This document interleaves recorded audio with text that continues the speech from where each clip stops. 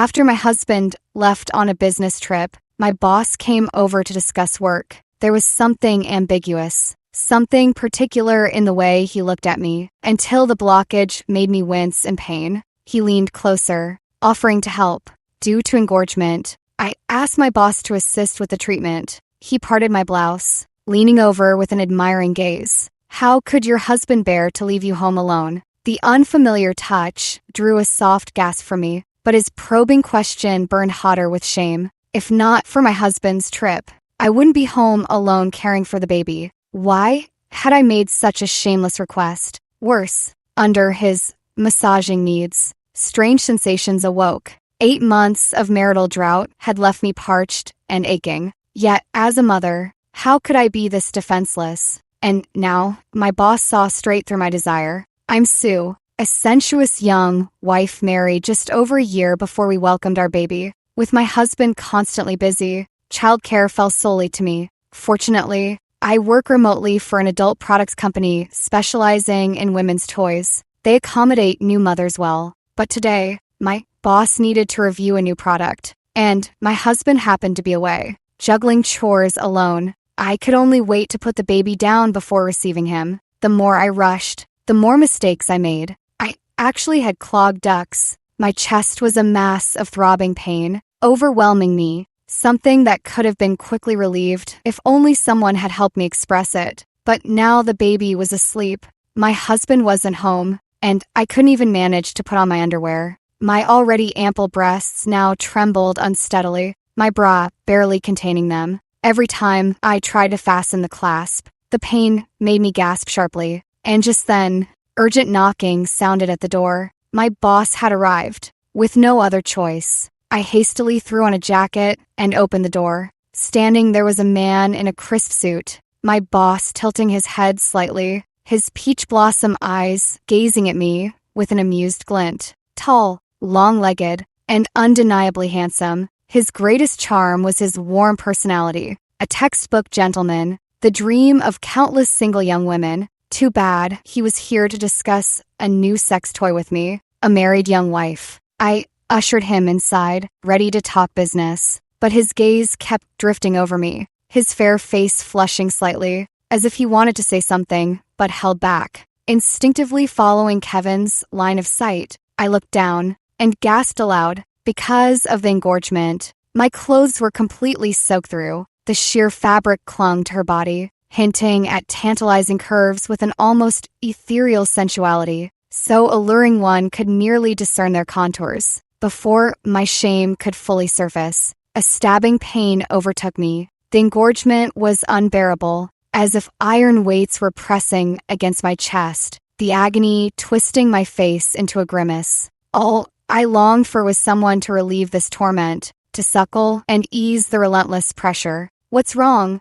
Kevin asked, his voice laced with concern while his eyes flickered pointedly toward the telltale marks on me. In a boutique sex toy company where polish was paramount, personal presentation was non-negotiable. Any slip in appearance risked casting doubt on professional competence. The specter of termination tightened like a vice around my chest. Near hysterical, I blurted to my boss that engorgement and clogged ducts were to blame. The words escaped before I could cage them. Instant regret. How could I confess something so intimate to a male superior? Yet Kevin's smile remained warm, his gaze devoid of judgment or revulsion. He even reached out to tousle my hair. "Motherhood is something to take pride in," he said earnestly, sharing how his own wife had battled clogged ducts, lifting the weight from my shoulders. So, he was married. I felt a tinge of regret, yet couldn't help thinking how absurd I was being. But Kevin shared various relief methods with me, while marveling at his expertise.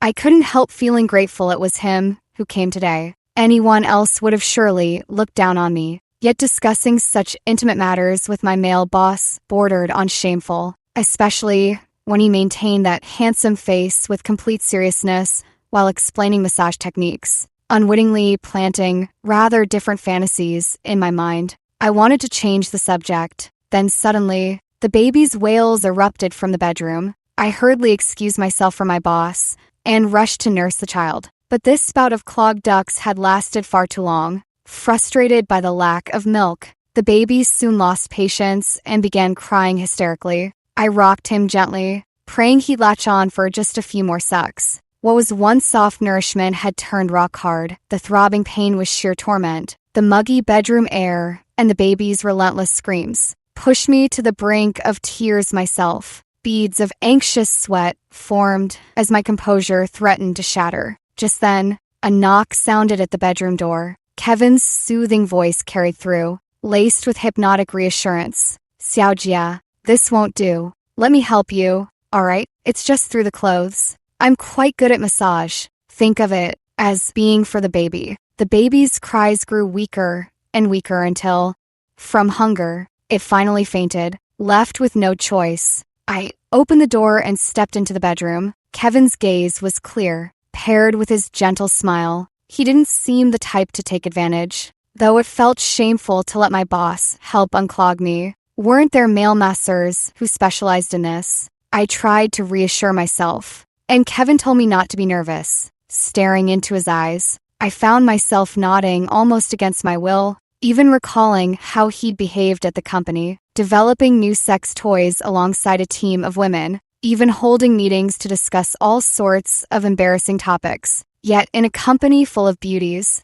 not a single rumor about him ever surfaced. Besides, the way he looked at me now held none of that unsavory desire. Thinking of my starved, unconscious baby, I clenched my teeth and agreed. When my boss's large hands made contact, the warmth instantly made my body stiffen. Being touched by a strange man felt profoundly unsettling, but his technique was impeccable, firm yet gentle, even working my pressure points with precision. Due to the massage, Kevin was standing unusually close. He leaned down, observing with meticulous attention. His breath grazed the most sensitive part of my skin, sending uncontrollable shivers through me. I'd thought, having already borne a child, there was nothing I hadn't seen, nothing my husband and I hadn't tired of exploring. Surely there couldn't be any lingering marital needs. So why was I feeling this now? His hands merely cradled the baby's nourishment with such gentleness, thumbs gliding downward.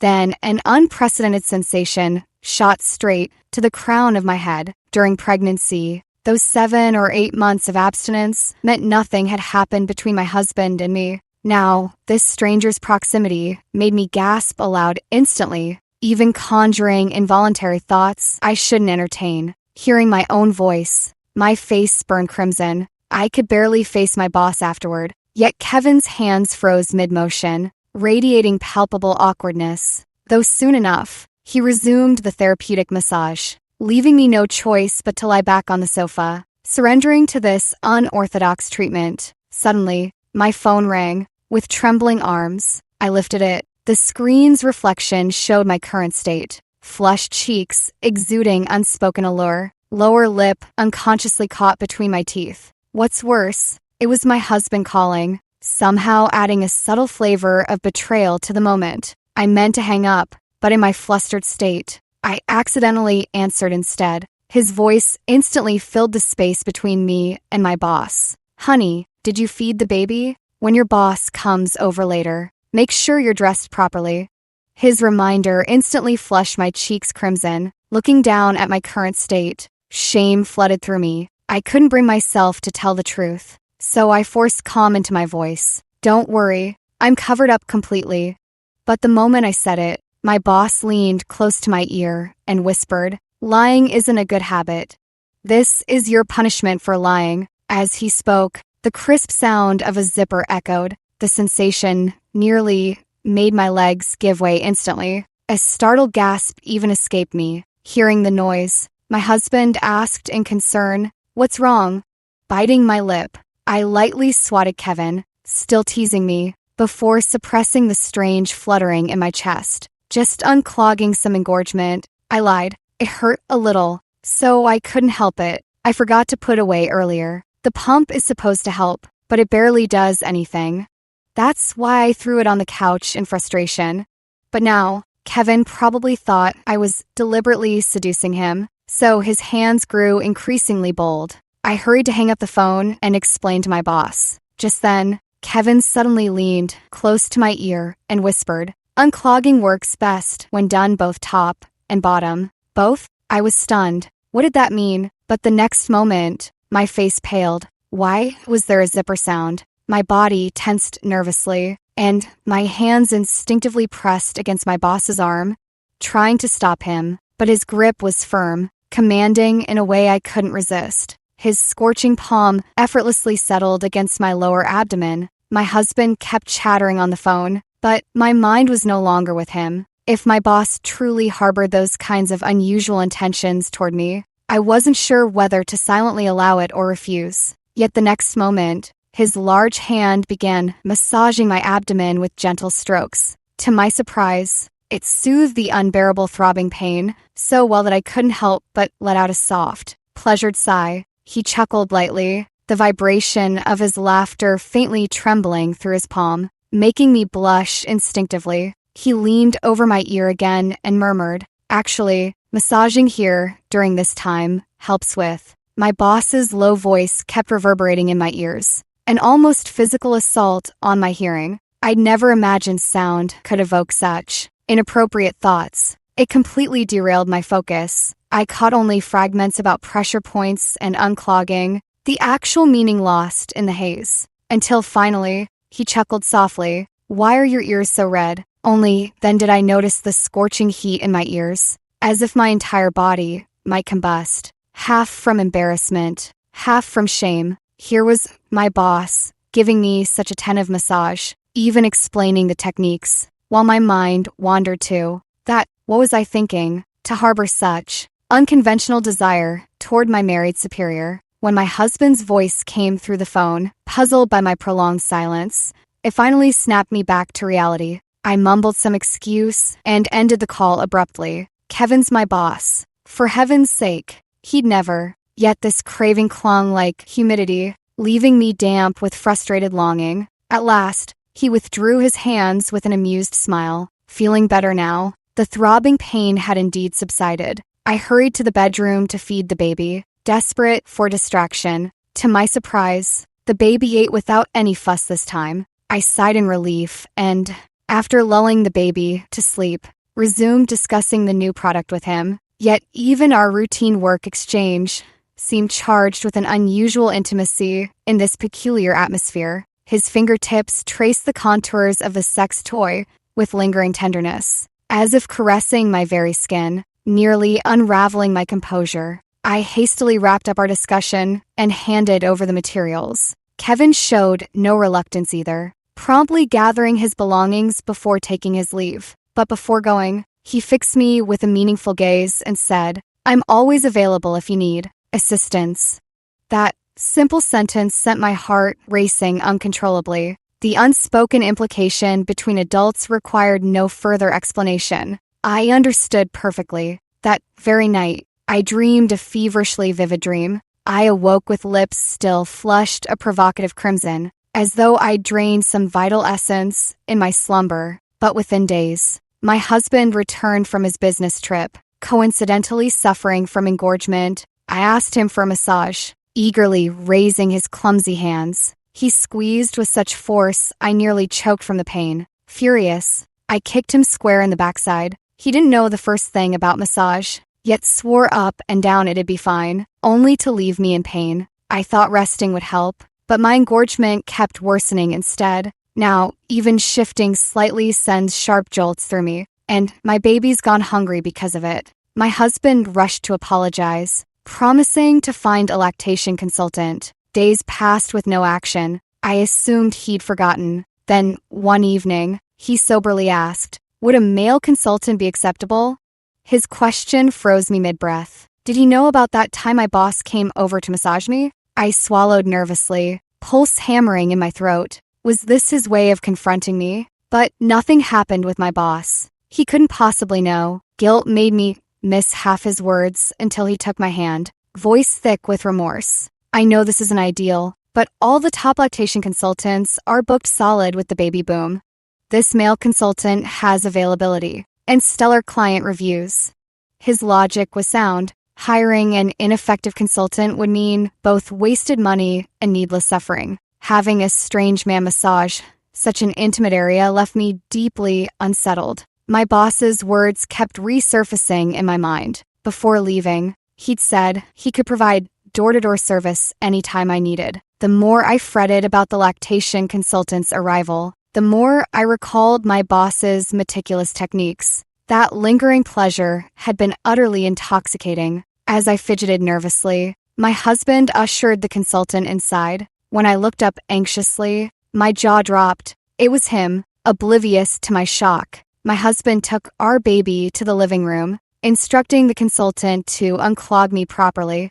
The door clicked shut, magnifying my discomfort. Mr. Kevin, the masseur my husband hired, was none other than Kevin, my direct supervisor. The revelation left me squirming in my seat. Yet my traitorous mind replayed that previous massage's exquisite relief. Noticing my tension, Kevin chuckled. Tonight you're the client. No need for workplace nerves. Nobody at the company knows about my lactation consulting side gig. Fancy meeting you here. Let's keep this our secret. I nodded frantically, swearing discretion. Yet this nervous awkwardness proved hard to dissipate. After all, we were in the intimate confines of a bedroom. My boss, however, moved with practiced ease, producing an array of tools from his bag and giving them a demonstrative wave. His professionalism was evident, as if assuring me there was nothing to worry about. With some trepidation, I lay on the bed as he smiled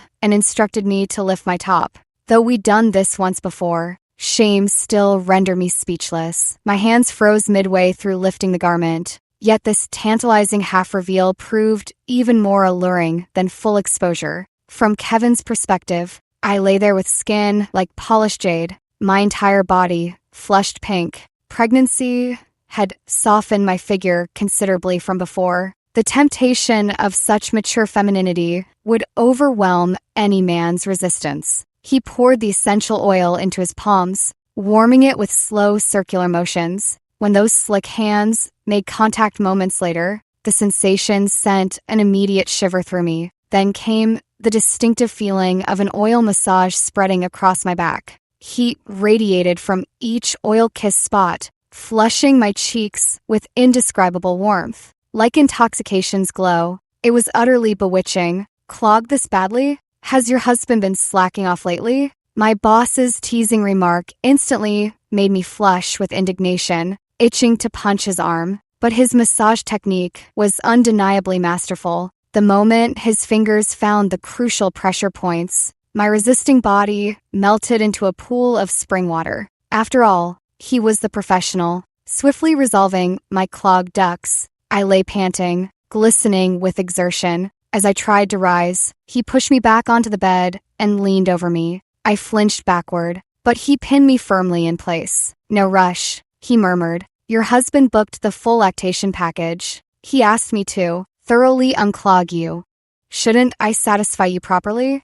Kevin's faint smile didn't mask the steel in his hands as they pressed me down. That very dominant scent elicit thrills through me. I bit my lip, forcibly suppressing the flutter in my chest. Helpless, I surrendered to his ministrations. His touch grew rougher now, bordering on painful, yet the sting only fanned my desire higher. Some treacherous part of me ached for him to push further. His movements remained proper, yet the legs pressing against my waist kept tightening until his entire weight pinned me down completely. Leaning close to my ear, he nibbled lightly on my earlobe. I've liked you for so long. I went through great lengths just to book your appointment. His tone was tender, but my heart lurched in alarm. Did Kevin really book every female lactation consultant in town just to get to me? This was premeditated. Staring at Kevin's roguish grin, I pressed a palm against his chest, torn between pushing him away or yielding. He seized my wrist effortlessly. This feeble resistance was practically foreplay to him. One night with me, consider it my well-earned tip.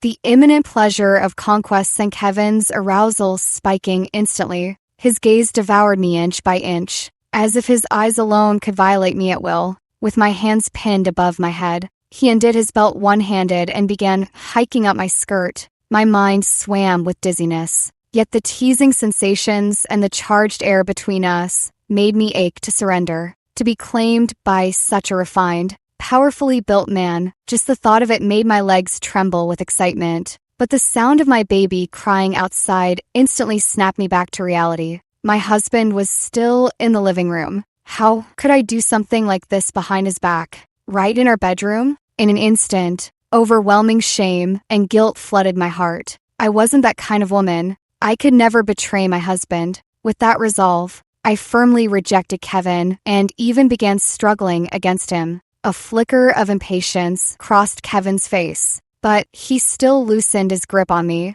leisurely straightening my disheveled clothes. If you're unwilling, forget it. I won't force you. He was clearly struggling to restrain himself, taking deep breaths to calm his agitation. For some inexplicable reason, an odd pang of guilt twisted inside me. Watching my boss adjust his belt, I blurted out without thinking, "Don't worry, I won't say a word about this." Kevin suddenly laughed, tilting my chin up with a finger, visibly amused by my words. He quickly gathered his things and left the bedroom. My oblivious husband greeted his boss with a smile, even seeing him out the door. "So, honey, how was it? Should we hire him again next time?" My husband's concern left me flustered, even stirring a pang of guilt within me. Perhaps my silence tipped him off that something was amiss. He studied me with a puzzled stare, swallowed by guilt. I chose to keep the secret. After all, I promised my boss confidentiality.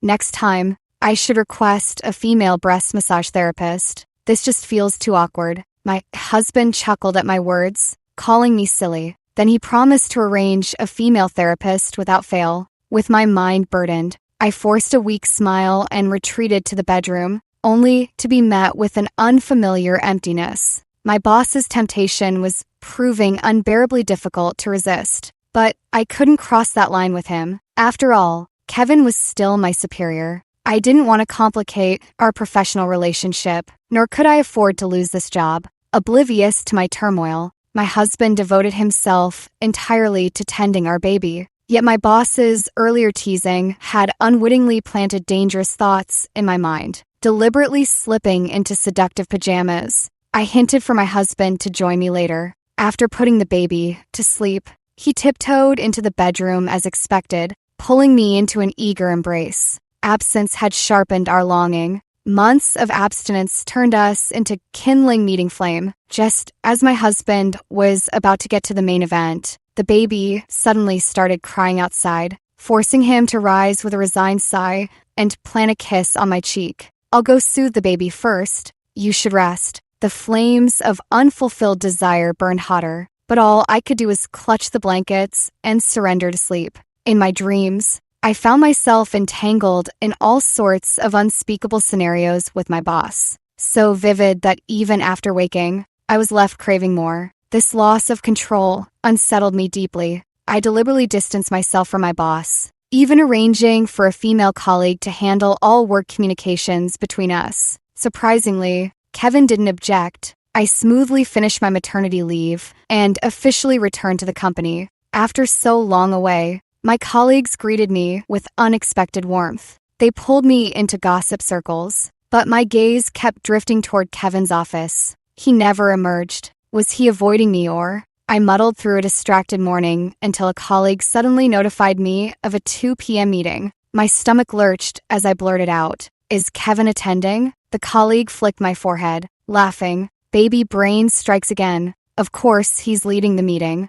Clueless about facing Kevin, I entered the conference room with jittery nerves. He came too, though his gaze never once strayed in my direction. This allowed me to breathe a small sigh of relief. Perhaps everything that had happened between us at my place had already slipped his mind. But soon enough, I realized how wrong I was. The new product was yet another sex toy, specifically designed for women experiencing discomfort during pregnancy. My boss's gaze drifted toward me intermittently until he finally called on me specifically to share my thoughts. I was, after all, the only one in the company who had just returned from maternity leave. I grew uneasy, though it was perfectly normal work discussion. Under his watchful eyes, I inexplicably began to tense up. Even stranger thoughts started creeping in. Mumbling through some incoherent response, I sank back into my seat. Though other colleagues chimed in with their opinions, I couldn't shake the feeling that his gaze kept drifting back to me, teasing, maddening. After the meeting, I followed my colleagues out, but to my surprise, my boss called me back. He gestured for me to follow him into his office. My coworkers shot me sympathetic glances, clearly assuming I was about to get reprimanded. Only I knew my heart was pounding too hard to speak. Sure enough, the moment I stepped inside, Kevin locked the door behind us. Almost instantly, the blinds snapped shut. The office plunged into dimness, the atmosphere thickening with something far more intimate. He advanced toward me step by step, a mischievous grin unmistakably playing on his lips. My fingers tightened nervously around the documents in my hand, words failing me completely. Your presentation at today's meeting was subpar. Tell me, what do female-oriented sex toys prioritize most? The simplest question, yet it instantly tied my tongue in knots. Answering this during the meeting would have been fine, but the charged atmosphere now made it impossible to articulate. With each step he took forward, I instinctively retreated, until my lower back hit the edge of the desk. Nowhere left to retreat. Worse still, Kevin's towering frame effortlessly caged me against him. That boss-like dominance made my shoulders hunch reflexively, though I still managed to whisper, "User pleasure should be the primary benchmark." A low chuckle vibrated through the air as he reached out. I squeezed my eyes shut, only to realize he'd produced a small box from behind his back, offering it to me. The company's new product. You can test it first. Staring at the box in Kevin's hand, I burned with embarrassment, paralyzed between accepting and refusing. In the end, I steeled myself and took it, though the flush on my cheeks refused to fade. Yet, even with the item in my grasp, my boss showed no intention of releasing me. I glanced around awkwardly, then widened my eyes in disbelief. Could he possibly want me to test the new product right here? Colleagues were moving about outside. Any one of them could knock on his office door at any moment. And to make matters worse, Kevin was watching me intently from where he stood. This overwhelming sense of shame was almost unbearable. Perhaps sensing my tension, Kevin pulled out a long satin ribbon from his desk and gently tied it over my eyes. In an instant, darkness enveloped everything. Though robbed of sight, my other senses sharpened acutely. I could even distinctly smell the intoxicating scent of Kevin's hormones permeating the air. The rustle of fabric told me Kevin was moving, but his intentions remained unknown. The next moment, he forcefully pressed me against the desk, forcing my hips to arch upward. The dress I wore today was dangerously short, offering an effortless view beneath, and his hands now brazenly gripped my waist. This toy's meant for two players. Where's the fun alone? Let me assist you. I bit my lip, burning with humiliation. I should have pushed him away, yet my body went utterly limp, devoid of any will to resist. I could only surrender to his movements as a faint buzzing hum filled the air. The occasional murmurs of colleagues outside made my tension coil tighter involuntarily. Yet this very nervousness and unnaturalness made the experience more electrifying than any previous new product trial. It was utterly irresistible. The new product performs well, will surely sell phenomenally. My fragmented words still managed to force out the product review. Being a prototype, its battery had been nearly depleted during manufacturing, now completely shut down. Kevin was visibly moved by my professionalism, releasing the pressure on my wrists. Adjusting his suit, he seated himself at the desk and beckoned me over with a finger. I hesitated, roots planted firmly on the spot. Last time when he moonlighted as a lactation consultant, I'd replaced him, effectively rejecting him once already. This time, too, I wanted to hold my boundary, but Kevin was devastatingly handsome, towering with gym-honed muscles, faced with such premium masculinity. Resistance proved difficult. As seconds stretched unbearably, his patience snapped, yanking me into his embrace. I've liked you forever. Don't you feel anything for me? His kisses came desperate, voice roughened with need. This liberation from reason left me equally feverish with longing. Half resisting, half yielding, I was led by Kevin into the lounge. He blindfolded me, satisfaction lacing his voice. Don't overthink it. We stayed in the dimly lit lounge for over an hour before emerging. Perhaps it was my imagination, but the glances from colleagues seemed off. Yet reality proved me wrong. No one noticed me. Like a thief, I slunk back to my workstation just because my husband was away. I'd given in to my boss's temptation. This illicit thrill left me unsettled daily. After all, we both had families. Discovery loomed like a specter. This continued for half a year. The unrelenting stress finally drove me to quit and become a homemaker. As for what happened with my boss, since no one knew, I'd let it fade like the wind. From now on, I'd be a good mother, a good wife,